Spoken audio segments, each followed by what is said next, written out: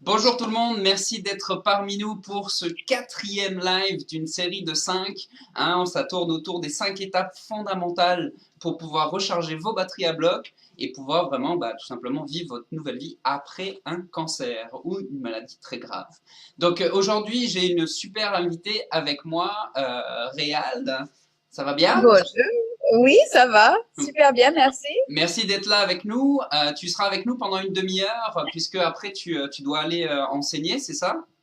C'est ça, tout à fait. Eh bien, écoute, merci beaucoup d'être avec nous, de prendre ce temps-là. Pour ceux qui ne me connaissent pas encore, je me présente. Moi, c'est Mathis Couchot. Je suis révélateur d'énergie. Et vraiment, ma mission, c'est vraiment d'accompagner les gens qui sont comme en rémission de cancer et qui ont du mal à se relever, qui ont du mal à passer à autre chose, qui ont du mal tout simplement à avoir d'énergie au quotidien et surtout à avoir moins de joie de vivre, parce que parfois c'est le cas, et ben les aider à se relever puis à passer à autre chose. Donc ça, c'est ce que je fais. J'ai co-créé avec mon associé Benoît Denain, qui est d'ailleurs avec nous, qui sera tantôt avec nous aussi, le programme Recharge Inc., où pendant 5 mois, on accompagne justement ces personnes-là pour les aider à s'en sortir et à passer à une nouvelle vie. Donc aujourd'hui, le contenu, la thématique du jour, c'est vraiment pourquoi c'est si essentiel que ça de se remettre au centre de sa propre vie après toute maladie grave. C'est hyper important. On va voir pourquoi. Et puis, ça va nous permettre après de vous parler aussi lors du lancement de Recharging le 4 février, on va vous parler un petit peu de ce programme-là, qu'est-ce qu'il contient. Donc, vous allez tout avoir, toutes les informations. Mais on va repasser sur toi, Réal. Donc, Réal Couchot, vous avez vu déjà la familiarité au niveau du nom de famille, hein, Mathis Couchot, Réal Couchot. Donc, c'est ma sœur, effectivement. Tu es à Tahiti, toi, c'est ça, Oui, hein? c'est ça. Et puis donc Réal, tu es consultante de sport et santé, et toi tu te spécialises vraiment sur tout ce qui est dans l'alimentation en fait durable et responsable, c'est bien ça? Oui, c'est ça. Donc, en fait, j'accompagne les personnes qui veulent se reprendre en main au niveau sportif, en tant que coach sportive, mais aussi avec une vision beaucoup plus large du bien-être et de la santé, en incluant une alimentation, comme tu as dit, durable et responsable, c'est-à-dire prendre conscience des gens enjeux que ce qu'on avale a sur notre santé, mais aussi sur l'environnement et sur le vivant. Donc, c'est vraiment une vision globale pour essayer d'être beaucoup plus responsable dans nos actes du quotidien et à commencer par manger. D'accord, c'est super. Et donc je crois que tu as autour de ça, toi t'as monté, t'as mis en place 2 programmes différents, il me semble. Alors en fait, oui, il y a deux programmes. Il y a un programme, le Vainefit, qui lui permet d'avoir plus l'encadrement sportif, donc qui est réservé aux femmes parce que j'accompagne plutôt des femmes. D'ailleurs, ça s'est fait naturellement. Je pense que dans mon cas, en tout cas, elles sont plus nombreuses à se soucier de ça. Donc, j'accompagne des femmes qui veulent reprendre une activité sportive, donc sur un mois. Elles ont bien évidemment des conseils en hygiène de vie, puisque voilà, ça accompagne tout à fait le sport. Et en parallèle, il y a un programme d'accompagnement sur 3 mois là qui démarre samedi, le programme Elfit. Là, il y a un accompagnement sportif, mais en ligne. Et il y a surtout beaucoup de données sur l'hygiène de vie, échelonnées sur 12 semaines. D'accord, c'est super. C'est marrant qu'on commence notre programme quasiment à la même date. Ouais, c'est ça. Cette famille. Donc, vous voyez, dans la famille, on est très engagé, on est vraiment, ça nous tient hyper à cœur de pouvoir aider les gens, les accompagner en fait sur tout un tas de domaines pour qu'ils aillent mieux, pour qu'ils prennent conscience qu'en fait, la santé, ça passe avant tout par des actes, des gestes posés au quotidien, et puis que, au final, on n'en a qu'une de planète, hein. C'est ça. C'est ça. On en a qu'une et on peut pas dire qu'elle va super bien en ce moment. Donc, il faudrait faire quelque chose pour essayer d'améliorer. Voilà. Il faut tous agir dans ce sens-là. Je suis bien d'accord. Donc, pour lancer au niveau de la thématique, donc pourquoi c'est essentiel de se remettre au centre de sa propre vie après un cancer. Il faut savoir que on a tendance à croire qu'en fait, après un cancer, ou même après une maladie grave, ou même après une expérience difficile, douloureuse, un burn-out, une déprime, une dépression, un moment donné dans sa vie où on a mis le genou à terre, après ce genre d'épreuve, on a tendance à penser que au final, tout va être comme avant. C'est-à-dire qu'on va se relever et puis on va exactement être de la même manière, on va ressentir exactement les mêmes choses qu'avant l'épreuve. Puis, d'un autre côté, notre entourage, bah, lui, il espère que justement tout redevienne comme avant. Sauf que la réalité, elle est vraiment tout autre parce qu'il y a des choses qui ont fondamentalement changé en nous après des épreuves comme ça. Et je suis bien placé pour vous en parler parce qu'il y a énormément de choses qui ont changé en moi après le cancer que j'ai vécu. Et donc, ces choses fondamentales, en fait, qui ont changé en nous, ben, elles se répercutent, que ce soit dans notre vie, dans notre quotidien, mais aussi sur notre entourage et sur le type de relation qu'on va avoir avec notre entourage. Donc ça, toi, Réal, qu'est-ce que tu as est-ce que déjà, c'est ta vision aussi? Est-ce que c'est aussi ce que tu as expérimenté? Ou toi, comment tu vis tout ça? Parce que tu as fait des Alors, gros changements il y a pas longtemps, enfin, il n'y a pas longtemps, ça a été tout un processus, mais tu as fait des gros changements dans ton quotidien, dans ton alimentation, même au niveau de ton métier. Donc, est-ce que tu peux nous en parler un petit peu? bah, oui, c'est un processus qui est délicat parce que il y a d'abord une intériorisation des choses et ensuite, donc ça, on n'est pas forcément en phase avec les gens autour de nous qui comprennent, enfin, qui ne voient pas ce qui se passe, le cheminement, etc.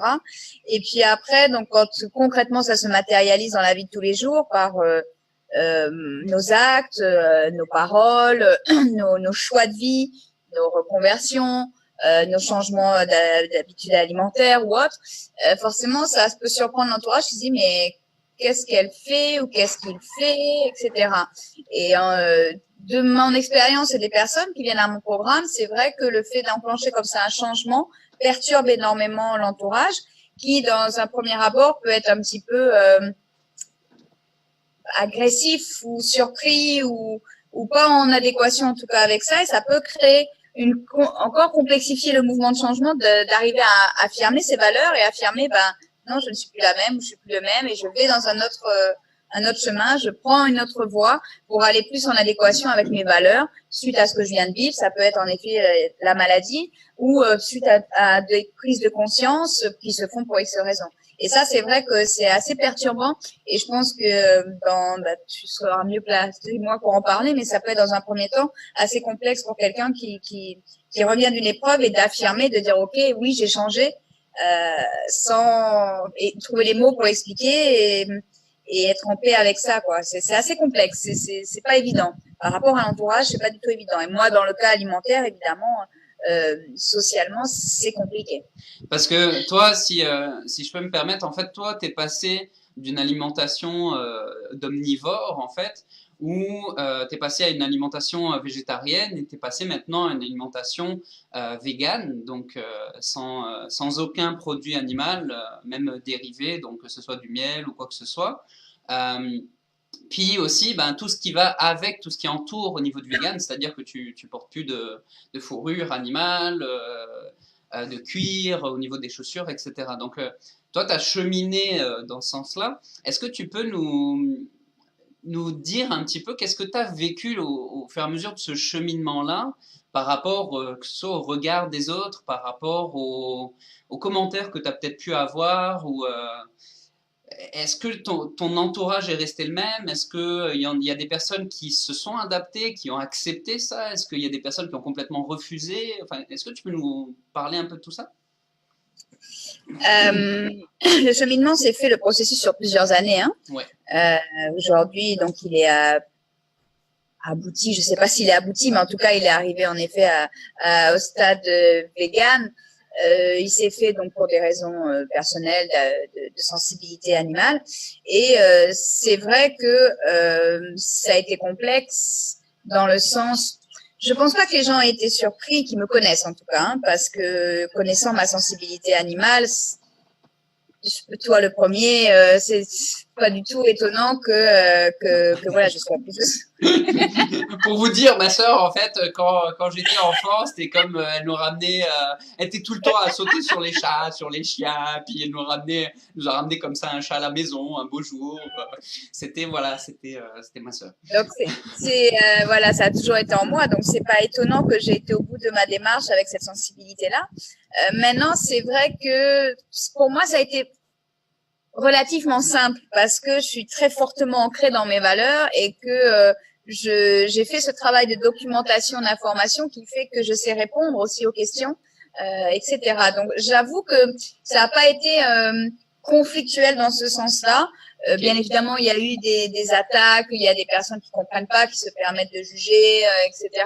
Mais l'argumentaire faisant, ça passe. C'est peut-être plus complexe pour mon conjoint, qui lui a cheminé à mes côtés et qui lui est un homme et qui a plus de difficultés, je pense, pas de difficultés, mais c'est plus complexe pour un homme d'affirmer ce choix-là parce que la société colle des étiquettes sur la consommation de viande, sur la consommation de une alimentation végétale et les réflexions qu'il peut lui avoir sont beaucoup plus dures que ce que moi j'ai pu avoir parce que voilà, c'est mettez un mec, elle mange de la viande, des barbecues, voilà.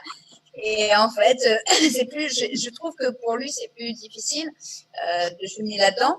Et lui aussi, ayant eu des problèmes de santé, il est bien placé pour parler de la nécessité qu'il a eue, lui, de passer à une alimentation beaucoup plus saine. Ses artères, aujourd'hui, le remercient fortement.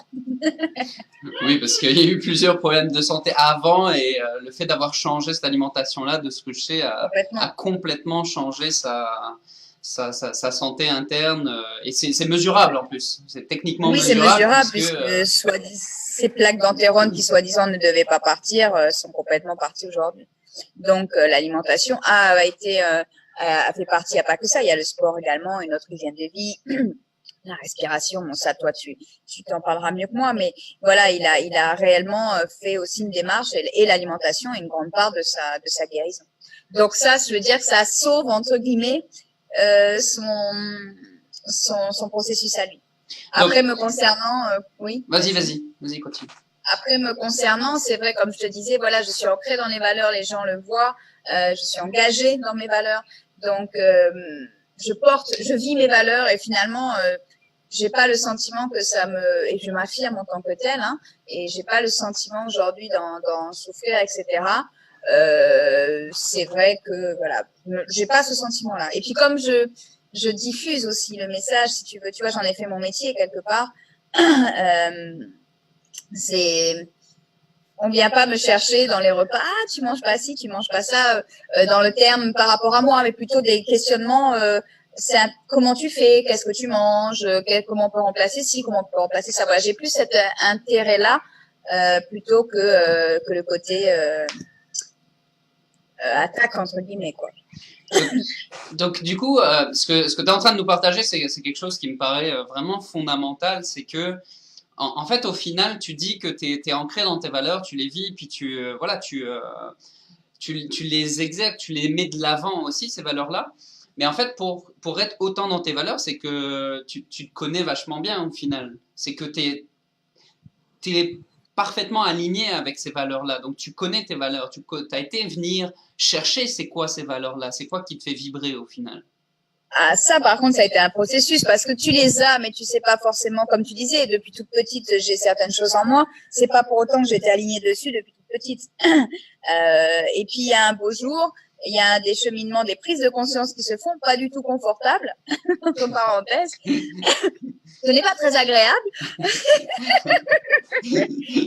On disait avec Benoît hier dans le live d'hier, en fait, que je vous invite à aller revoir. Si jamais vous ne l'avez pas vu, mais on disait que de toute manière, l'être vivant évolue dans l'inconfort. Il y a rien, il n'y a aucun être vivant, il n'y a aucun être humain, il n'y a aucun animal qui va évoluer ou qui va se dépasser ou qui va juste grandir dans le confort de son canapé devant la télé. Ça marche pas. C'est ça. Donc là, ça a bien marché pour le coup. Il n'y avait pas de télé, il n'y avait pas de canapé. Et donc, dans ce cheminement inconfortable, oui, tout un tas d'interrogations, beaucoup de lectures, beaucoup de lectures, énormément de lectures. C'est ça, moi, qui a été le déclic et s'asseoir et se regarder en face et dire, mais ma pauvre fille, mais tu dis des choses, mais t'es pas en adéquation avec. Et donc, ok, maintenant, comment concrètement je vais aligner ça et prendre les décisions qui vont avec et puis faire des choix qui vont avec et puis les appliquer au quotidien. Et donc, ça redemande évidemment tout un réapprentissage, une autre façon de cheminer. Voilà, c'est pour ça que je dis que c'est long, ça a pris plusieurs années. Le tort peut-être qu'on peut avoir, c'est de se dire que on veut changer, c'est de là maintenant tout de suite, et que si on n'arrive pas en 2 mois, et on arrête. L'impatience. L'impatience. Et voilà. Et donc, la patience, ça marche aussi, en tout cas moi, dans le cheminement et sportif et alimentaire, c'est quand même un critère hyper important. On ne devient pas un champion de bodybuilding en 3 mois. On ne devient pas, on maîtrise pas les fondamentaux d'une alimentation végétalienne en 2 semaines. Ça s'apprend, etc. Donc voilà, il y a un cheminement, il faut accepter ça pour intégrer aussi correctement et puis pour s'ajuster nous en fonction de ce qu'on est vraiment. Voilà, ça prend un temps, c'est un travail sur soi aussi, un travail de découverte. Exact. Qui je suis, quelles sont mes valeurs, comment je les applique dans mon quotidien. Exact. Donc ça demande au final de se poser, de s'arrêter, de prendre contact avec soi. Ça, on en a déjà parlé dans d'autres lives. Mais c'est, voilà, vous voyez, on a des intervenants, puis c'est quelque chose qui va revenir très souvent parce qu'au final, si vous ne connaissez pas vous, si vous ne connaissez pas vous-même, que vous ne savez pas c'est quoi vos valeurs, sur quoi vous voulez vous aligner, vous allez chercher longtemps. Puis quand on cherche, on tâte un peu partout, on explore et tout, puis on prend des mauvaises directions parfois. Puis parfois, on prend des mauvaises directions pendant longtemps, parfois. Et ça peut vite être problématique à terme parce que ça peut nous miner et puis miner surtout notre énergie. Toi, puisque toi, tu as fait le choix de changer complètement d'alimentation, c'est vrai qu'effectivement, quand suite à un cancer ou une maladie grave ou suite à un événement difficile ou des problématiques vraiment intenses de santé, on va souvent avoir tendance à aller chercher à se renseigner justement, comment je peux, on mange 3 fois par jour pour la majorité des gens, voire bien plus si on prend en compte les snacks et autres saloperies, désolé du terme, mais autres saloperies qu'on peut ingérer parfois à 4 heures et autres. Mais quand on a cet événement-là qui est difficile, on va faire ces recherches-là pour avoir une alimentation qui va être plus saine, qui va nous apporter un peu plus de minéraux, d'oligo-éléments, et qui va être un petit peu moins acidifiant. Et ça, je sais que ça amène beaucoup de peur, en fait, chez beaucoup de personnes, parce que d'une, il y a plein d'informations qui se contredisent, puis de deux, quand on regarde un petit peu, effectivement, on va avoir tendance à réduire un petit peu la chair animale, la viande rouge surtout, et augmenter un peu plus sa part de légumes, de verdure et de fruits. Toi, est-ce que tu peux... quelles sont les choses, en fait, qu'est-ce qui t'a aidé dans cette transition-là et qu'est-ce qui surtout... parce que je sais que tu fais des analyses annuelles au niveau de des numéraires qu'on appelle, donc ça c'est tous les taux d'oligo-éléments, tous les plaquettes au niveau du sang, etc. Donc tu fais des analyses annuelles, donc tes analyses je crois sont parfaites, même bien au-delà des moyennes de ce que j'ai pu comprendre. Mais qu'est-ce que tu pourrais transmettre en fait pour aider les gens là-dedans? Parce qu'il y a beaucoup de craintes, il y a beaucoup de peur dans cette transition alimentaire-là. On a peur de manquer de fer, on a peur surtout les femmes avec les menstruations, on a peur de manquer de vitamine B12, on a peur de voir sa masse musculaire fondre. Est-ce que c'est vrai ça? Qu'est-ce que tu peux nous dire là-dessus? Alors c'est marrant parce que je suis en train d'approfondir un livre de quelqu'un de chez vous, là, du nutritionniste urbain, qui parle du bullshit nutritionnel. Yes. Justement, j'écoutais à la radio une émission avec lui. C'est super intéressant parce que le problème, en fait, quand on commence à s'intéresser à ce qu'on mange, c'est qu'on focalise, il appelle ça le nutritionnisme, et on se focalise sur les nutriments. Donc, on va penser, par exemple, je vais manquer de calcium, il me faut du lait, comme s'il y avait du calcium que dans le lait. Il me faut de la protéine, je vais penser à la viande. Donc, en fait, on a isolé comme ça des nutriments au lieu d'avoir une valeur globale de l'aliment. Et donc, on se prend la tête, entre guillemets, pour pas grand-chose, parce que finalement, le calcium, il y en a partout. Et il est beaucoup plus assimilé dans certains végétaux en plus que dans les produits laitiers. Donc, le premier conseil, c'est de ne pas psychoter avec ces nutriments, ces super aliments, ces carences, etc. Parce qu'à partir du moment où on a une alimentation équilibrée, déjà, on va avoir un apport nutritionnel varié.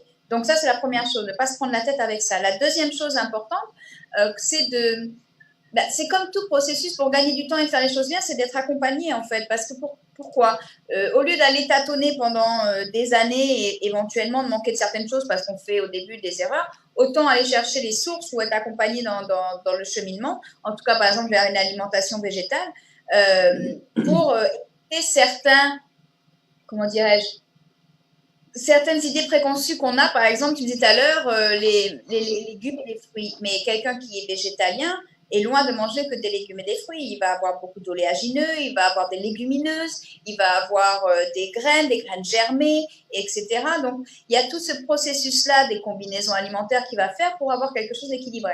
Donc, tu vois, c'est, je pense, ne pas se focaliser sur le nutriment, donc arrêter de se prendre la tête, de vouloir tout compter, etc. De se faire accompagner ou d'avoir des lectures pour essayer de rétablir les choses. Et concernant les carences qui sont les mythes des carences des végétaliens, concernant les protéines, ça revient exactement à ce que je te disais tout à l'heure. Tu as des protéines partout dans l'alimentation. Alors, bien évidemment, plus ou moins grande proportion, mais par exemple, si tu prends, et d'ailleurs, on devrait plutôt parler d'acides aminés que de protéines. Si tu prends le quinoa, le tofu, on a tous les acides aminés. Si tu consommes des céréales et des légumineuses, tu as tous tes acides aminés. Donc, je veux dire, les taux de protéines chez les végétaliens sont aussi bonnes que chez les omnivores. Donc, ça, c'est un faux problème. Et autre faux problème, le fer, les carences peuvent être les mêmes chez les végétaliens que chez les omnivores, en fait. Ça, c'est aussi quelque chose qui ne va pas forcément s'accroître parce qu'on enlève la viande rouge. Parce que il y a du fer aussi dans d'autres produits, notamment, je pense à la spiruline ou des choses comme ça qu'en tant que sportif, je peux ingérer et qui m'apportent énormément de fer. Autre chose, tu me parlais de la B12. Là, par contre, en effet, c'est vraiment important d'avoir une supplémentation de B12 parce que la B12 est la seule vitamine qu'on ne trouve pas dans le règne végétal. Et là, en effet, quand tu es végétalien, pas végétarien, mais végétalien, en effet, tu te supplées en B12. Mais si tu es accompagné par quelqu'un ou si tu as les bonnes lectures, ça, tout de suite, tu vas très vite te rendre compte que finalement, c'est pas si compliqué que ça et qu'on raisonne pas en carence, on raisonne pas en nutriments, on va pas forcément chercher tous les... Voilà.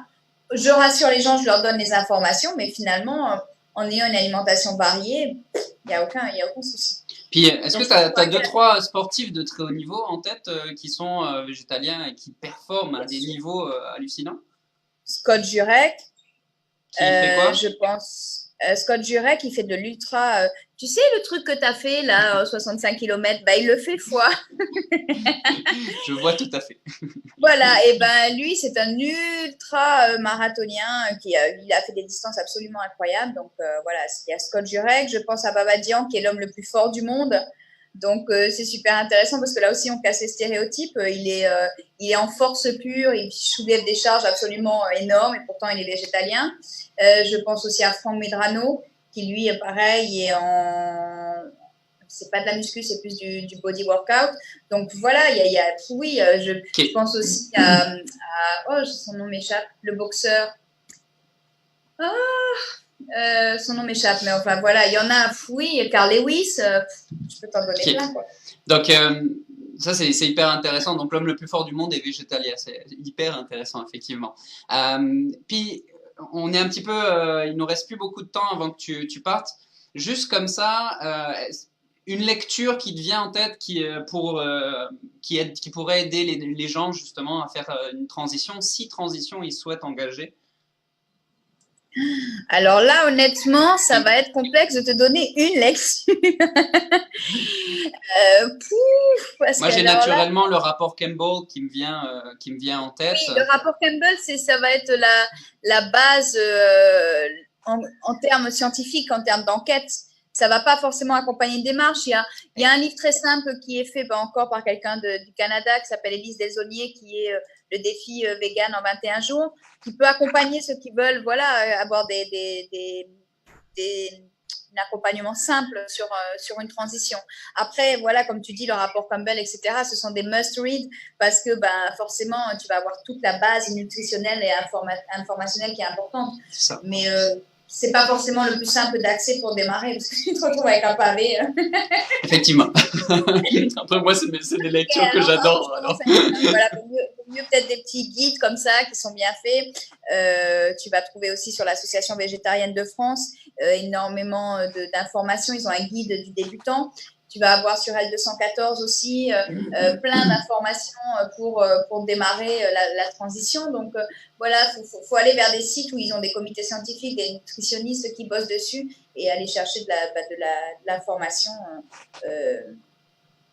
correcte et non manipulée par les lobbies. Super. Est-ce que, écoute, je veux pas te tenir plus longtemps et pas que tu sois en retard à ton cours. Merci énormément pour ta participation aujourd'hui.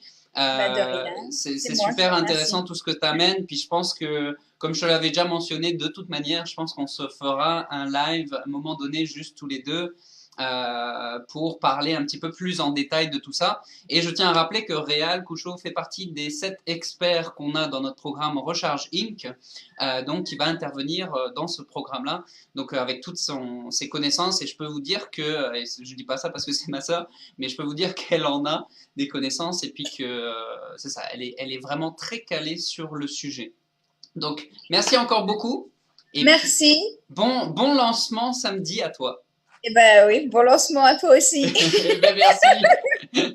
Bonne journée et puis on t'envoie un petit peu de fraîcheur du Québec à Tahiti. Je sais pas si c'est ce que et moi je t'envoie la pluie. Tu veux la pluie? Ah non, c'est bon. Bonne pluie verglaçante. Allez, je te fais des gros bisous et puis prends soin de toi. Bisous.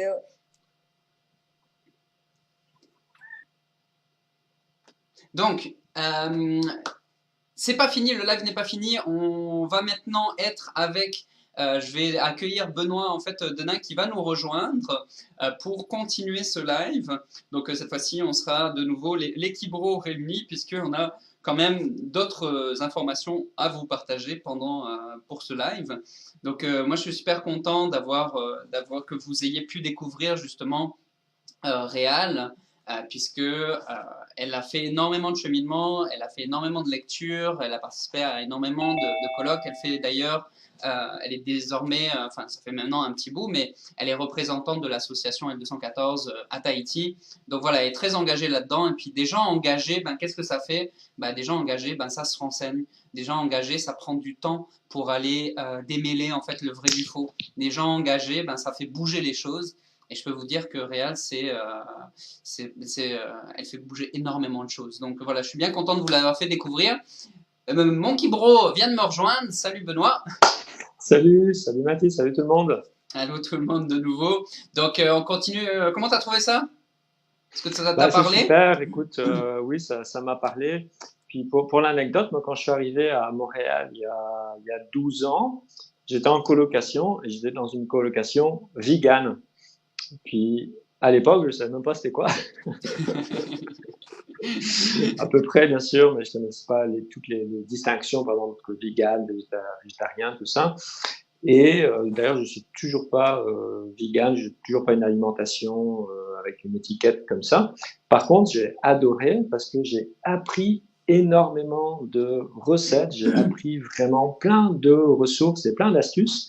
Et j'adore ça et je continue à explorer encore tout ce qui est qu'on appelle alternative, mais en fait, il y a tellement de choses qui sont vraiment merveilleuses à découvrir. C'est super bon. Et je veux le nommer parce que je vois beaucoup de gens qui sont là. Oh là là, j'en ai marre, je veux pas manger de gluten, il n'y a que le quinoa, puis j'en ai marre du quinoa. Ah, puis qu'est-ce que je fais si j'ai pas de viande, tout ça? Voilà. Mais c'est vrai que c'est une éducation. Moi, j'ai eu la chance de rencontrer tous ces gens qui ont d'ailleurs, il y en a un qui a d'ailleurs fondé un restaurant végétalien à Montréal bien connu, donc j'étais bien entouré. Et il y a plein de choses à faire et j'adore toujours autant explorer. Là, je me suis fait un petit café de céréales d'ailleurs, qui plaît même aux amateurs de café. Alors voilà, vous voyez qu'il y a plein d'alternatives, c'est super passionnant. Je confirme que tes cafés de céréales, c'était des vraies découvertes pour moi. Et puis, notamment le café de graines de dattes moulues. Ah, de noyaux de dattes, ouais, moulues. C'était assez surprenant, mais c'était vraiment très bon, très parfumé. C'est surprenant. Donc, vous voyez, on prend un noyau d'une date, puis on en fait du café. Il y a plein de choses à explorer, il y a plein de choses qui existent. Et puis en fait, si vous mettez un petit peu le nez dedans, c'est hyper excitant au final parce qu'on découvre tout le temps de nouvelles saveurs. Il y a des choses qu'on aime, il y a des choses qu'on n'aime pas du tout. Et puis, nous, on n'est pas du genre à vraiment se forcer à fond à prendre des choses qu'on n'aime pas. Donc, si on n'aime pas, bah, c'est peut-être que notre corps aussi, il en a peut-être pas besoin à ce moment-là de notre vie. Donc c'est ça. Mais il faut goûter, il faut essayer, il faut être curieux avec ça. Et c'est super intéressant de se découvrir là-dedans parce que ça amène une découverte de soi. Moi, je voudrais juste rappeler un petit peu ce que Réal nous a apporté, c'est que vraiment, il faut se connaître. Donc, il faut que vous vous connaissiez pour pouvoir savoir c'est quoi vos valeurs, avec quoi vous voulez vous enligner. Et puis, ben, après, il faut les vivre, ces valeurs-là. Et ça, c'est hyper important. Ben, c'est qu'il faut les incarner, ces valeurs-là. D'accord? Donc, comme je disais, en fait, la réalité après une épreuve difficile, c'est qu'on a changé. Il y a des choses en nous qui ont changé. Il y en a certains, ça va être une quête de sens. Ils vont revenir avec une quête de sens. Moi, ça a été le cas. Il y en a d'autres, ils vont venir avec des douleurs et donc nécessairement, ils vont devoir adapter leur quotidien, ils vont devoir s'adapter à leur nouveau quotidien. Donc ça, c'est un changement en soi. Pour d'autres personnes, ça va être, moi, je veux vraiment comme changer mon alimentation et puis assainir au maximum mes bases.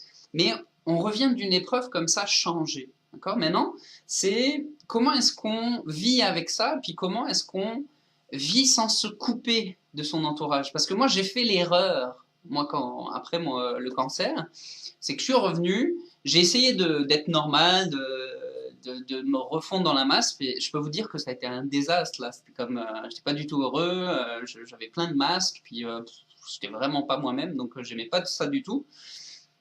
Puis, du coup, moi, c'était tellement dur la réalité que j'ai décidé de fuir en fait et de m'isoler. Donc j'ai fui dans un autre monde, un monde imaginaire, les jeux vidéo, et j'ai commencé à jouer énormément aux jeux vidéo et à vraiment être accro à ce divertissement-là. Et ça, c'est une grosse erreur parce que au final, l'être humain est un animal social. Tu penses pas, Benoît?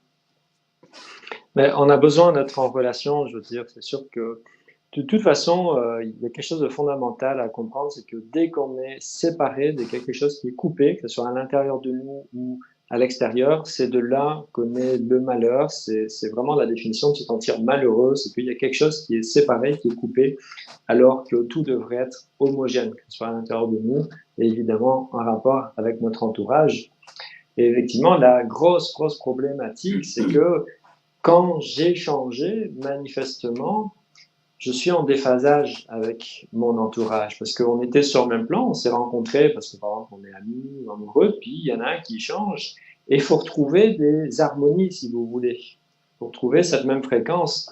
Et notre entourage, dans sa grande bienveillance et dans sa grande maladresse, voudrait que on revienne comme on était avant, parce que évidemment, si vous changez, vous n'êtes plus le même. Mais comme il vous aimait déjà avant, il ne veut pas que vous changiez, il veut continuer à vous aimer tel que vous êtes.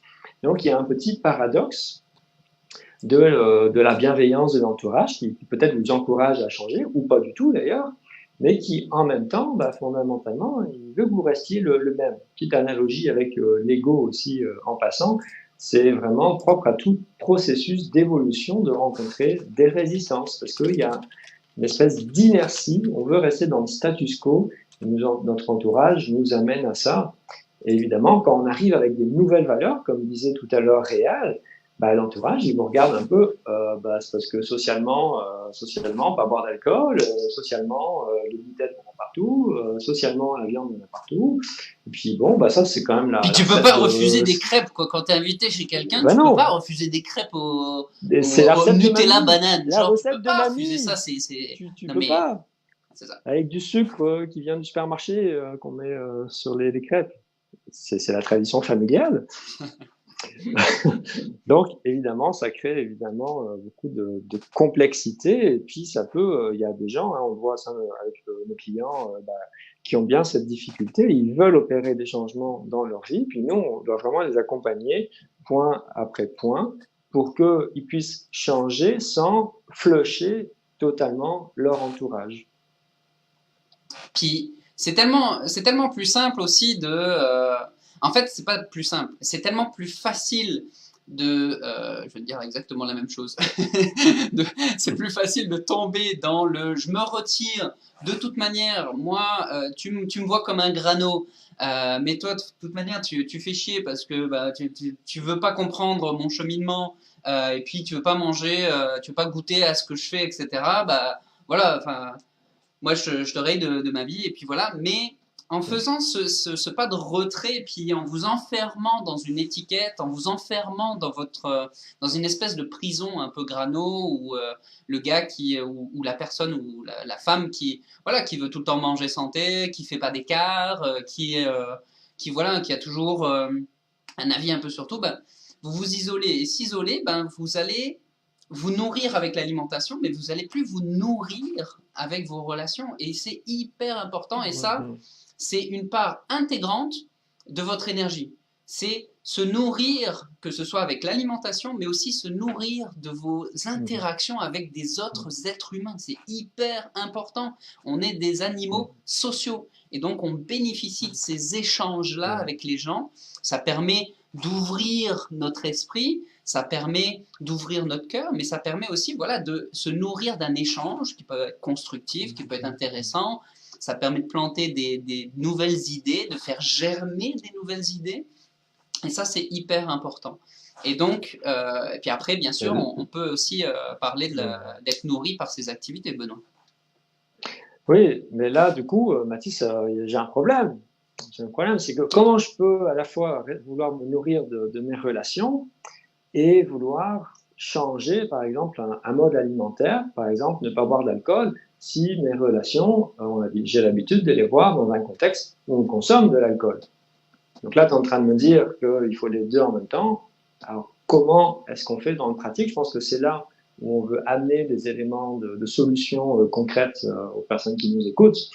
Parce que la difficulté, elle est là. D'abord, vous l'avez évoqué avec Réal, c'est que faut d'abord démêler un petit peu quels sont les changements qui nous conviennent. Et puis bon, là, effectivement, autant se faire accompagner par des gens qui ont déjà vécu des expériences et qui vont pouvoir vous aiguiller plus directement, parce que je peux vous dire, j'en ai passé des heures et des heures et des heures et des heures à regarder des vidéos sur YouTube, à lire des bouquins, à faire des tests, à faire des recettes tout simplement.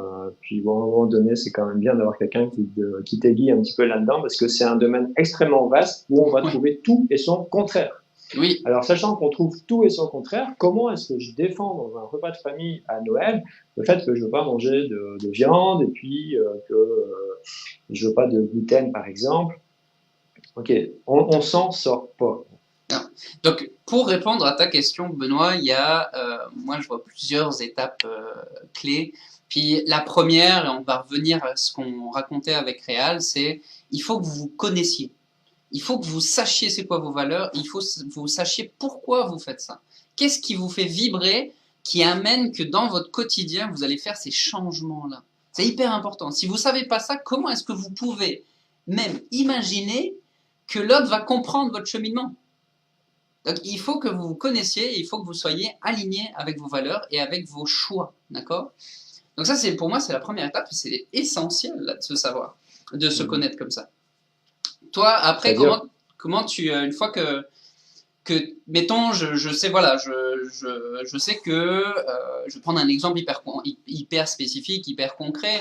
Moi, régulièrement, je fais des petits changements alimentaires où, en fait, par exemple, pendant 3 semaines, 1 mois, ou même plus parfois, bah, je vais pas prendre comme une goutte d'alcool. Ou je vais pas prendre, ça va être 0 gluten. Ou ça va être, pas de viande rouge. Ou, enfin, je vais faire comme ça des choix. Et puis justement, je vais m'affirmer, je vais connaître pourquoi je fais ce choix-là, pourquoi je fais ce test-là, et puis je vais m'affirmer là-dedans. Donc c'est sûr que première étape, je répète, c'est d'être hyper précis sur son but, hein, parce qu'il faut savoir nommer aux gens. Mais ceci dit, un but précis, ça peut être, je veux simplement expérimenter ce que ça va me faire. Okay. Mais d'être capable de nommer précisément à la personne. Sous-entendu, mène-toi de tes affaires, moi je fais ça pour moi. Hein, le titre de ce live, c'est se remettre au centre de sa propre vie. Une autre manière de le dire, c'est prends soin de tes besoins. Il n'y a que toi qui peux prendre soin de tes besoins. Puis là, on est dans comment les affirmer. Bah, d'abord, être clair. Deuxième étape, moi j'ai une astuce qui va être d'établir des conventions temporaires. Puis le mot temporaire, il est hyper important là-dedans. Je l'ai dit au début, les gens là de votre entourage, plus ils vous aiment, moins ils veulent que vous changiez quelque part. C'est paradoxal, mais c'est un peu comme ça. Parce qu'on veut toujours garder le confort au final. On veut toujours garder cette saveur en fait de la personne. Exact. Donc nous, il faut les rassurer et leur dire, regarde, t'inquiète pas. J'ai pris l'exemple un peu au hasard comme ça de quelqu'un qui a un groupe d'amis, il se retrouve toujours au bar à boire de l'alcool et puis lui, il veut arrêter de boire de l'alcool. Ben à ce moment-là, il va faire une convention temporaire en disant, ok, j'arrête de boire de l'alcool, mais c'est pour une période de 1 semaine ou c'est 3 semaines par exemple. Et là, vos amis, ils vont être rassurés, ils vont dire, ok, c'est pas pour l'éternité, c'est bon, il change pas tant que ça, il reste un peu avec nous, puis après il revient normal. Donc ça rassure beaucoup les gens, c'est super important pour les autres, mais aussi pour vous-même, parce que des fois quand on fait des changements, on a du mal à tenir sur la durée. Donc de se donner une deadline dans le temps, c'est super important. Et dans la convention, c'est un mot un peu comme ça, on fait un contrat, on fait une convention, là, mais c'est super important parce que ça permet de clarifier exactement à l'autre où vous en êtes. Et ça va permettre de trouver des points de repère. Ensuite, à l'intérieur de la convention, bah, vous délimitez exactement c'est quoi les exceptions. Je connais quelqu'un qui a arrêté de manger du sucre, il était un peu addict au sucre, comme beaucoup, et il s'est dit, moi, je ne mange plus aucune pâtisserie, sucre, tout ça, sauf le jour de mon anniversaire. Il habitait à Paris, en plus, dans les belles boulangeries françaises, là, à proximité. Et du coup, ça lui donnait un point de chute quand il passait en bavant devant une boulangerie. Et bien, il disait, ok, non, mais dans 6 mois, je pourrais le faire. Et puis là, il se remplissait le frigo, mais vraiment, hein, de pâtisseries, de tous les gâteaux, tout ça. Et il faisait ça tous les ans. Puis progressivement, il s'est délaissé de cette habitude. Moi, par exemple, dans ma convention, là ce midi, je peux prendre un exemple, j'ai mangé avec ma mère, on était dans une ville en Belgique, il n'y a pas toutes les alternatives ici, comme il y a à Montréal par exemple, de sans gluten, de végétarien, etc. Mais moi j'étais dans un contexte familial qui est assez rare, qui est exceptionnel, puis j'ai mangé dans une brasserie, puis un chicot au jambon, comme me faisait ma grand-mère. Et c'est des choses que je ne mange pas d'habitude. Il y avait du fromage, ça m'affecte les intestins. Il y avait du jambon, ça me fait rien de bon. Ça rime.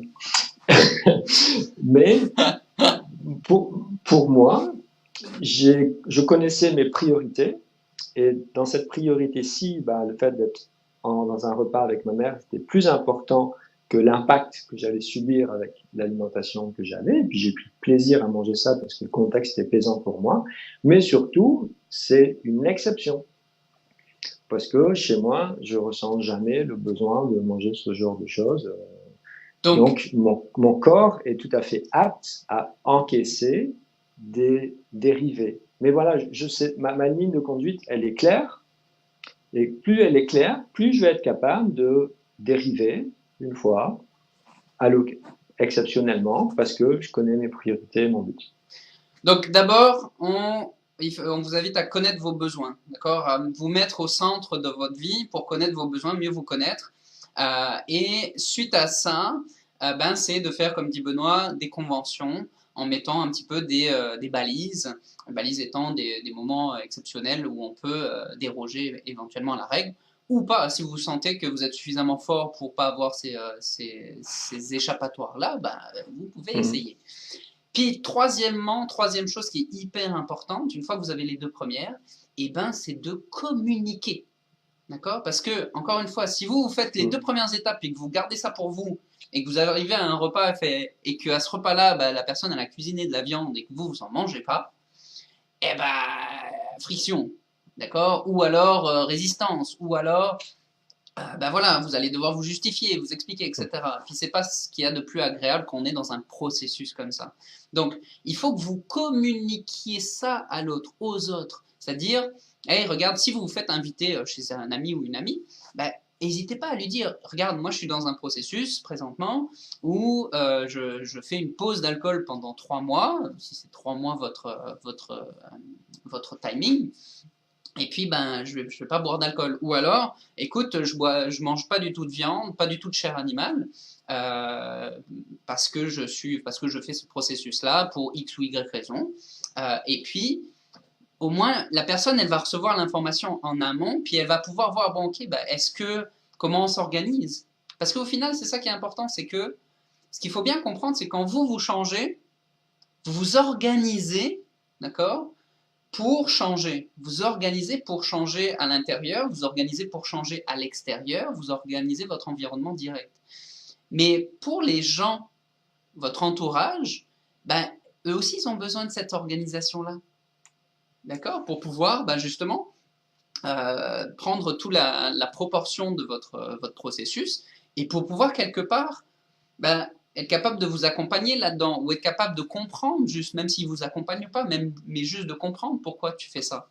D'accord? Donc, ça, c'est hyper important. C'est la troisième étape qui est fondamentale, c'est de communiquer à l'autre. D'accord? Quand vous faites inviter, ou même d'une manière plus générale, si vous avez un repas de famille ou si vous voyez votre mère ou votre père toutes les semaines ou autre, ben, ça va être de prendre le temps à un moment donné de se poser puis de lui communiquer votre processus et pourquoi vous le faites. Puis je vais ajouter communiquer avec beaucoup de bienveillance, beaucoup de compassion aussi. Ce que je veux dire par là, c'est ne soyez pas militant. Ne soyez pas vindicatif. Et moi, j'ai jamais été trop militant, vindicatif auprès des autres. Mais par contre, j'avais beaucoup de souffrance parce que je me disais, oh là là, mais qu'est-ce qu'ils se font du mal à manger mal, à boire autant d'alcool, à faire ceci, à faire cela. Et ça me mettait mal pour les proches, pour mes proches tout simplement. Par contre, là où mes proches ont commencé à changer, c'est quand moi, je me suis plus assumé déjà dans mes choix et j'ai plus accepté leurs choix à eux. Ok? J'ai plus accueilli leurs choix à eux. Et c'est là où les autres vont commencer à changer. C'est-à-dire, ce que je suis en train de dire, je pourrais le résumer par prêcher par l'exemple. Ne prêchez pas par la parole, parce que ça, on le sait, hein, c'est source de conflit, puis c'est source de débat sans fin, parce que l'autre, il va avoir vu une étude comme quoi c'est super important de prendre ceci ou cela quand on ceci ou cela. Au niveau de la tête, là, on s'en sort pas. Parlez au niveau du cœur. Au niveau du cœur, qui est de dire, regarde, toi, tu fais tes choix, elle est superbe cette pièce de viande, et puis je suis content que tu te régales avec ça. Moi, je fais le choix de pas en manger, puis je suis super content aussi, puis tout le monde est content. On joue un peu le pays des bisounours comme ça. Et voilà, dans un exemple où vous choisiriez de ne pas manger de viande, mais vraiment, vous faites ce que vous voulez. J'ai aucun souci avec ça. Et ça, vous allez voir que c'est vraiment une attitude qui change énormément votre relation aux autres. C'est de ne pas imposer vos choix. Comme dit Mathis, faut les communiquer. Il faut faire une convention avec les autres aussi. Je crois que tu avais aussi une très belle convention, toi, à un moment donné, avec ta conjointe Mathis, par rapport aux exceptions alimentaires. Oui, exactement. Oui, c'est en fait on était parti sur le fait de voilà, on s'était donné comme convention de boire en fait de l'alcool juste uniquement 2 soirs par semaine, puis on était parti sur 2 verres maximum. Et puis manger de la chair animale 1 fois semaine maximum aussi. Donc c'est ça, on avait cette convention-là. Puis ce qui est intéressant en final avec ça, c'est que ça nous amène à prévoir d'une autre manière le quotidien. Ça nous amène à sortir de sa zone de confort, hein, on en parle beaucoup, mais ça permet de sortir de sa zone de confort, ok. Puis là, c'est comme, ok, qu'est-ce que je vais faire à manger toute la semaine? Parce que y a plus de, j'ai le droit à 1 fois quelque part de la chair animale. Ok, alors qu'est-ce qu'on mange quand on mange pas de la chair animale? Et puis ça fait réfléchir, puis ça fait cheminer. C'est comme, hey, tiens, le navet là, c'est comme, à part faire des potages, sincèrement, c'est comme, j'ai jamais cuisiné d'une autre manière, pardon. Donc du coup, ok, le navet, comment est-ce que ça se cuisine autrement ce truc-là? Et du coup, on explore comme ça, et c'est en explorant que, encore une fois, on évolue. C'est pas en restant dans toutes ces habitudes au quotidien que vous allez rester, que vous allez évoluer. Au contraire, vous allez rester dans un quotidien, vous allez rester dans les habitudes. Puis, on parle souvent de changement climatique. On l'observe, on voit au niveau des extinctions, de la rapidité d'extinction des espèces. Mais qu'est-ce qui va se passer quand le monde ne sera plus tel qu'il est et qu'on aura des effets collatéraux du changement climatique et qu'on va devoir s'adapter? Si vous n'avez pas la capacité de vous adapter à ce moment-là, ça va être très très dur parce que vous allez partir de très très loin. Alors que si continuellement vous sortez de cette zone de confort, vous remettez en question et que vous faites des petits challenges comme ça, avec ces conventions-là qui peuvent paraître un peu débiles à la base, mais qui sont hyper puissantes au final parce que voilà, sincèrement, les bienfaits, on les sent très très rapidement grâce à ces conventions-là. Donc, le fait de faire des tests comme ça et de sortir de sa zone de confort, encore une fois, c'est hyper important. Puis l'autre chose, c'est que voilà, il y a plein de ressources qui sont disponibles. Puis là, on va vous annoncer un cadeau qu'on vous a fait. Ouais. En fait, l'origine de ce cadeau qu'on vous fait, c'est que on se fait souvent demander, ouais, bon alors, comment tu cuis ça, toi, le quinoa, puis le sarrasin? Ah, le sarrasin germé, comment tu fais ça? Et puis, les lactofermentations, et puis, qu'est-ce que tu manges, justement? Et bon, je pense que Mathis et moi, on n'est pas très recettes. On est assez spontané dans la manière de cuisiner. Hein. Je pense que je peux parler pour toi, Mathis. Ouais. C'est pour ça que j'ai jamais été très bon en dessert. J'ai mangé plusieurs fois chez Mathis, c'est toujours très bon. Mais voilà, et à un moment donné, on explore ces aliments-là. Et puis quand les gens nous demandent des recettes, habituellement, on est un petit peu... tu prends un peu, tu sens quoi, tu fais au pif, enfin tu le sens, enfin regarde, tu mets, voilà, bon, combien d'eau je mets, je mets l'eau que je mets, et puis ça marche tout très bien. Donc il y a des tempéraments comme ça, et il y a des tempéraments qui ont besoin de repères et qui ont besoin d'avoir des choses plus précises. Ça c'est un aspect, et l'autre aspect c'est que quand même on a le goût du partage. Et surtout avec Réal aussi, on vous a... Je sais pas, est-ce que je le dis ou pas? Tu veux dire? Je sais pas. Oui, vas-y, annonce le cadeau, la surprise. On vous a fait un... je sais pas si ça va marcher avec mon fake fond d'écran. On vous a fait un PDF. Les gens vont découvrir que je ne suis pas au milieu de la forêt. On vous a fait un PDF tout simplement de recettes. Donc, il y a des recettes qui nous viennent de Réal, il y a des recettes qui viennent de la bibliothèque de recettes personnelles. C'est une petite sélection, on ne voulait pas vraiment vous écraser sous une tonne de recettes comme ça. Donc, vous allez pouvoir télécharger ce PDF de recettes, qui sont des recettes santé, hein, comme on dit au Québec. Mais on vous a pas forcément, on n'a pas fait une section, bon alors sans gluten, bon alors végétarien, bon alors vegan, bon alors cru. Mais il se trouve que c'est des recettes. Il y a un gâteau cru par exemple, il y a une mousse au chocolat sans végétalienne aussi. Donc c'est des choses qui sont surprenantes, mais en fait on a une intention presque secrète, cachée, dissimulée à travers ces recettes. C'est que c'est pas forcément pour vous, mais ça va plutôt être pour votre entourage, n'est-ce pas, Mathis? Exact. L'idée, c'est vraiment, avec ce PDF qu'on vous a fait, qu'on vous donne, c'est que vous puissiez au final partager. C'est que vous puissiez en fait créer un espace, que vous puissiez comme cuisiner des choses qui sont gustativement, même pour des personnes qui n'ont pas envie de faire des changements alimentaires, qui gustativement sont hyper attrayantes et qui sont comme waouh, c'est super bon. Et donc du coup, ça va vous permettre de cuisiner ça, puis d'inviter des amis qui sont comme pas du tout ouverts au niveau d'une alimentation plus vivante, santé ou autre, qui sont comme très traditionnels au niveau barbac, enfin viande, etc. Vous allez pouvoir les inviter, ces amis-là, puis leur faire découvrir des recettes qui au final ça pétille, ça explose dans la bouche et au niveau des papilles gustatives parce que c'est des savants mélanges et qui sont surprenants mais qui sont aussi très très très goûtus.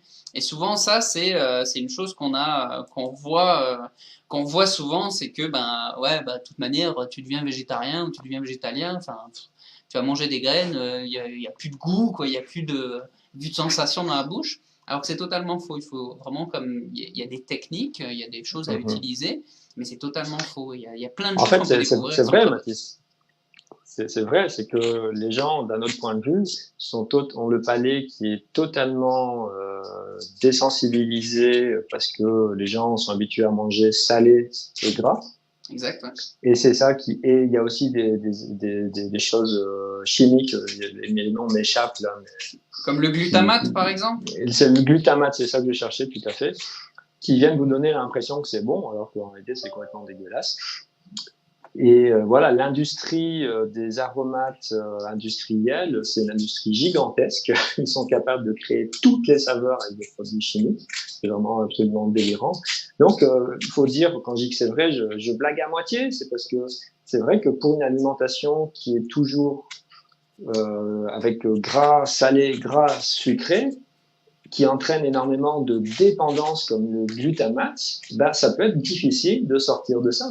Posez-vous la question. Moi, quand je me suis posé la question du gluten et que, à un moment donné, j'ai arrêté le gluten, j'avais des envies d'aller manger un muffin comme ça. Un craving! Un craving comme ça. Et je me disais, mais il me semble que je devrais être un peu plus fort qu'un petit muffin comme ça. Enfin, pourquoi c'est aussi puissant que ça? Il y a quelque chose que je comprenais vraiment pas. Ces cravings, cette intensité de craving, par rapport à quelque chose qui est relativement bête, c'est manger quelque chose quand j'ai pas faim. Donc, c'est parce qu'il y a des choses qui sont un peu dissimulées, qui viennent complètement dérégler nos perceptions, complètement dérégler notre système nerveux, notre appétence, et qui viennent tout simplement, qui sont là tout simplement pour vous faire consommer, payer. Puis c'est marrant ce que tu dis là, parce que ça me permet de faire un pont en fait avec la médecine traditionnelle chinoise. Parce que il faut savoir que le sucre déjà à la base, hein, il y a plein d'études scientifiques qui le prouvent, c'est que le sucre c'est encore plus addictif que la drogue, donc et que la cocaïne. Enfin, vous vous rendez compte, oui. C'est hallucinant. Je vais juste le redire là, le sucre blanc, sucre raffiné, est encore plus addictif que la cocaïne. Donc c'est pour vous dire. Et ça, je dis pas ça juste en l'air. Il y a vraiment des recherches scientifiques qui l'ont prouvé plusieurs fois, notamment chez les souris, mais aussi chez les êtres humains. Donc ça, et il faut savoir que le goût sucré, en fait, c'est une notion qui appartient à l'élément terre. Vous savez que la médecine traditionnelle chinoise, il y a 5 éléments clés. Le bois, le feu, la terre, le métal et l'eau. Et puis l'élémentaire, en fait, c'est vraiment tout ce qui est du goût sucré, d'accord? Et ce goût sucré-là va venir nourrir quelque part, ou au contraire, va venir surexciter certains organes qui sont associés à cet élémentaire. Et dans ces organes-là, bah, il y a l'estomac. Et l'estomac, alors bizarrement, ça, les niveaux physiologiques, on le sait tous, que l'estomac, c'est lui qui assure la digestion. Mais aussi, l'estomac, en médecine traditionnelle chinoise, ben, c'est lui qui va venir aussi gérer les émotions. Et quand vous avez comme une émotion ou une frustration, etc., d'ailleurs, il y a une phrase qui dit, hein, c'est comme laisse-moi le temps, j'ai besoin de digérer. J'ai besoin de digérer tout ça. Eh bien oui, bah c'est ça, en fait, en médecine traditionnelle chinoise, c'est vraiment l'estomac qui vient digérer toutes ces émotions-là. Et si jamais vous êtes dans un processus où vous n'arrivez pas à faire circuler ces émotions et qu'elles restent pognées, eh ben votre estomac il va travailler énormément et il va avoir besoin d'autant plus de jus, c'est-à-dire de sucre, pour pouvoir venir gérer ces émotions qui restent pognées. Donc je ne vais pas refaire le live d'hier où on a beaucoup parlé d'émotions, mais vous voyez qu'au niveau de la médecine chinoise, ben, il y a des liens qu'on peut faire au niveau de votre alimentation, au niveau de votre addiction au sucre et aux éléments transformés et chimiques. Et ça a un impact direct sur vos organes et sur votre niveau d'énergie, sur le potentiel d'énergie qui peut s'exprimer au quotidien. Oui, donc les émotions sont directement reliées à la nourriture et aussi reliées beaucoup à l'entourage, et notamment à la famille, qui sont encore une fois dans le même élément en médecine traditionnelle chinoise. Donc, c'est pas pour rien que une famille, le noyau d'une famille, c'est souvent le repas. Exact. Dans nos cultures, en tout cas, là, c'est hyper important. Donc, c'est pas rien de changer d'alimentation. Quand je dis changer d'alimentation, c'est même pas la révolution. De petits changements alimentaires, c'est que tout d'un coup, vous rentrez au sein de la cellule familiale en disant, hey, moi, je change quelque chose. Donc, ça peut faire des gros remous inconscients ou même conscients des fois. Donc, vous vous attaquez à quelque chose qui peut vous dépasser vraiment complètement, parce que la nourriture, c'est pas quelque chose de juste mécanique, hein. C'est pas on met de l'essence dans le réservoir. Ça a énormément d'implications avec les émotions, ça a énormément d'implications avec notre entourage le plus proche. Et la manière dont vous consommez aussi. Si vous consommez votre repas devant la télé versus en bonne compagnie, ben, je peux vous dire que vous n'allez pas vous sentir nourri après le repas de la même manière. Ça n'a rien à voir. Donc, c'est un gros chantier. Dès qu'on parle d'alimentation, c'est un hyper gros chantier. On en parle beaucoup dans les médias, puis dans plein de sons de cloche différents. Nous, notre propos, il n'est pas de vous dire faites ceci, faites cela. Honnêtement, on n'en sait rien. Qu'est-ce qui vous convient à vous? On n'en sait rien. Par contre, on peut vous accompagner pour que vous preniez contact, premièrement, avec votre corps, avec vos besoins, pour vraiment tester et puis mettre en application des phases de test pour voir ce qui vous convient et ce qui vous convient pas, et pouvoir opérer des changements qui soient respectueux de votre environnement, de vos proches et de vous-même, évidemment, et qui soient progressifs dans le temps, qui soient progressifs par rapport à vos propres besoins. Et ça demande vraiment une structure d'accompagnement pour le faire, encore une fois, avec beaucoup de bienveillance envers vous-même, bienveillance envers l'extérieur, et pas pour faire non plus d'erreurs en allant dans certains radicalismes ou en faisant de l'impasse sur certaines choses qui pourraient être importantes pour vous.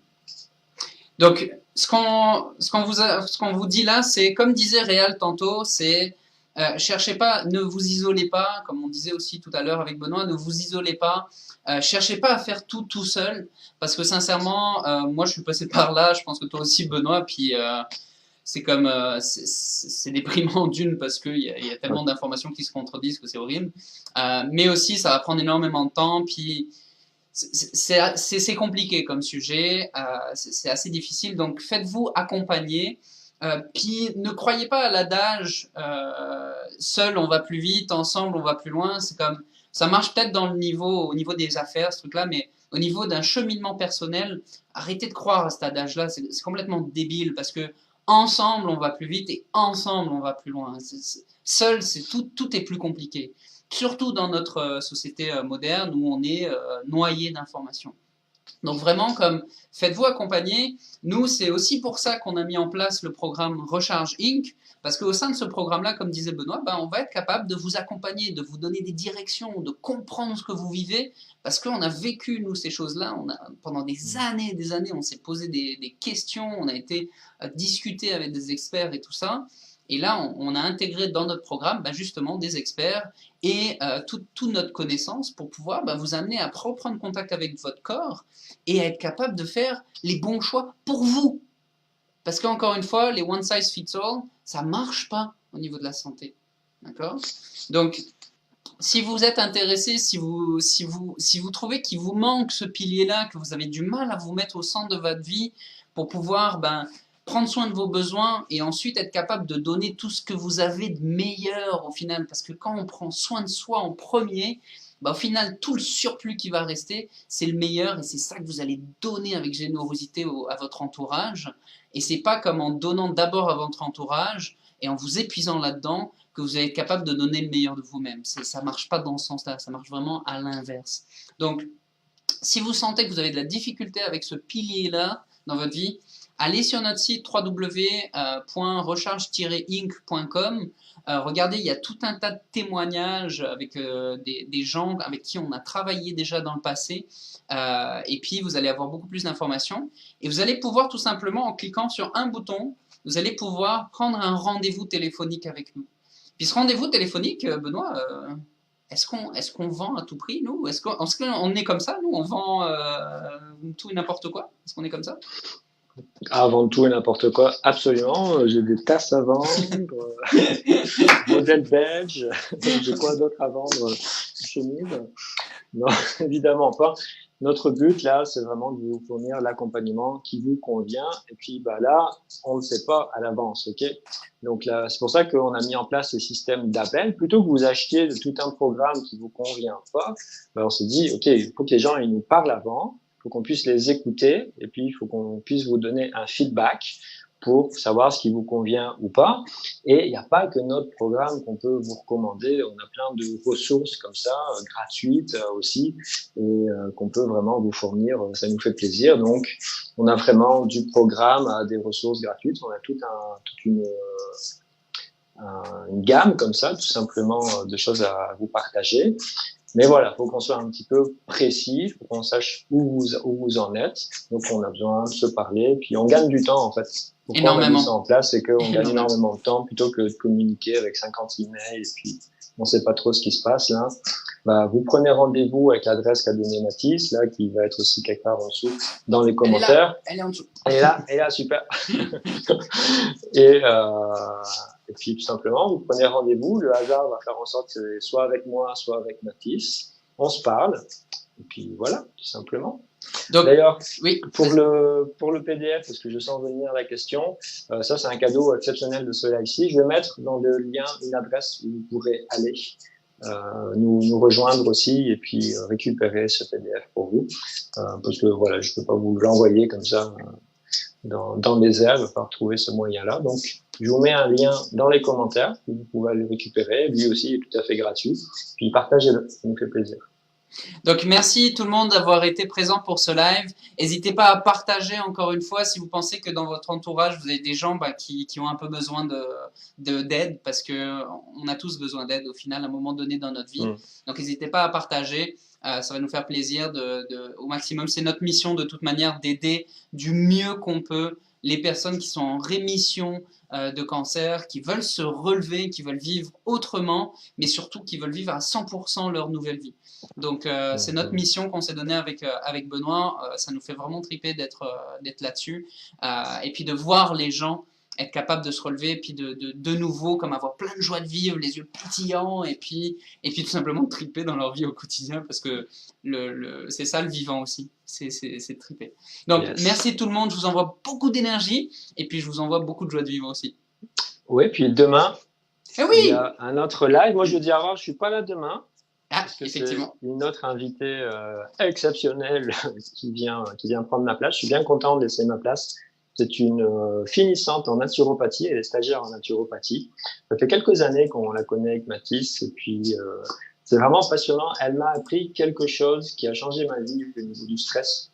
La manière dont elle m'a présenté ça m'a donné une indication vraiment précise pour savoir où est-ce que j'en étais dans mon niveau de stress et pouvoir opérer des changements concrets dans ma vie. Donc, j'ai dit, hey, ça là, faut que je partage à tout le monde. Donc, elle sera là demain pour vous parler de ça. Super. Donc, demain, c'est le 5e et dernier live de notre série de 5.